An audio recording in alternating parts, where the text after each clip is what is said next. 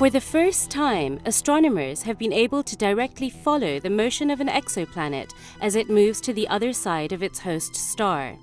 The planet has the smallest orbit of all directly imaged exoplanets so far, lying as close to its host star as Saturn is to the Sun.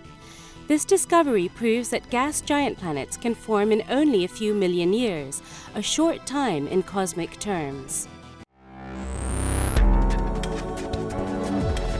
This is the ESOcast, cutting-edge science and life behind the scenes of ESO, the European Southern Observatory, exploring the ultimate frontier with our host Dr. J, aka Dr. Joe Liske. Hello and welcome to the ESOcast. In this episode, we'll talk about the planet around the star Beta Pictoris. This star has not quite twice the mass of the Sun and is about 12 million years old. Although this sounds like a lot, it's actually a really young star. For example, the Sun is already about 4.7 billion years old. Beta Pictoris is one of the best-known examples of a star surrounded by a so-called dusty debris disk. Now, the debris in this disk comes from collisions among larger bodies, such as planetary embryos or asteroids. Earlier observations had already shown that this debris disk is actually warped and that there are comets falling onto the star. Now, these are telltale signs that strongly suggest the presence of a massive planet in orbit around the star. Now, with the new observations obtained with ESO's Very Large Telescope, we have definitive proof. Because the star is so young, the planet must also have formed in only a few million years. This is good news because we already knew that disks around young stars disperse in a few million years, and astronomers were looking for proof that giant planet formation can occur within this time. The planet has a mass of about 8 Jupiter masses. It has the right mass and location to explain the observed warp in the inner parts of the disk. The team used the NACO instrument, which is mounted on one of the four 8.2-meter unit telescopes of ESO's Very Large Telescope, or VLT. They observed the immediate neighborhood of Beta Pictoris in 2003, 2008, and 2009.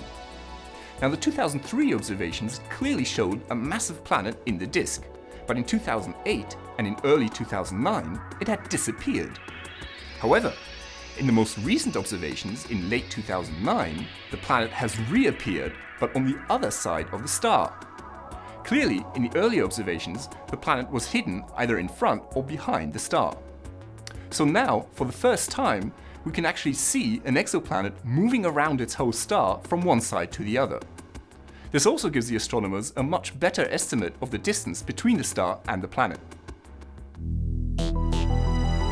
Among the handful of planets already imaged, the planet around Beta Pictoris, designated Beta Pictoris b, has the smallest orbit so far.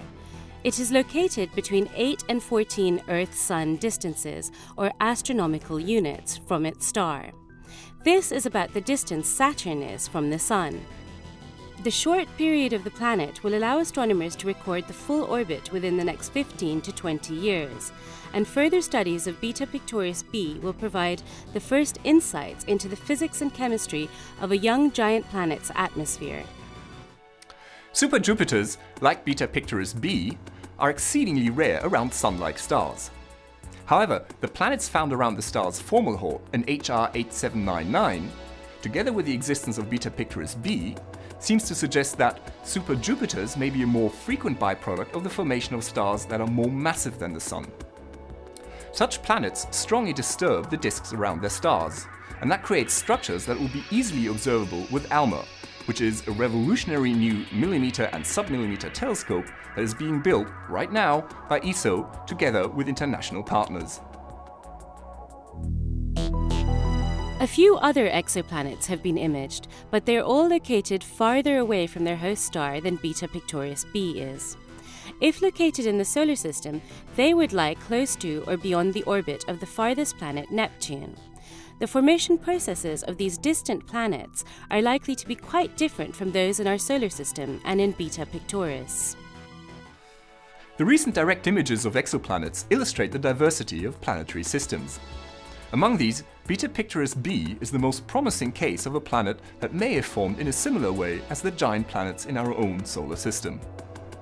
This is Dr. J, signing off for the ESOcast.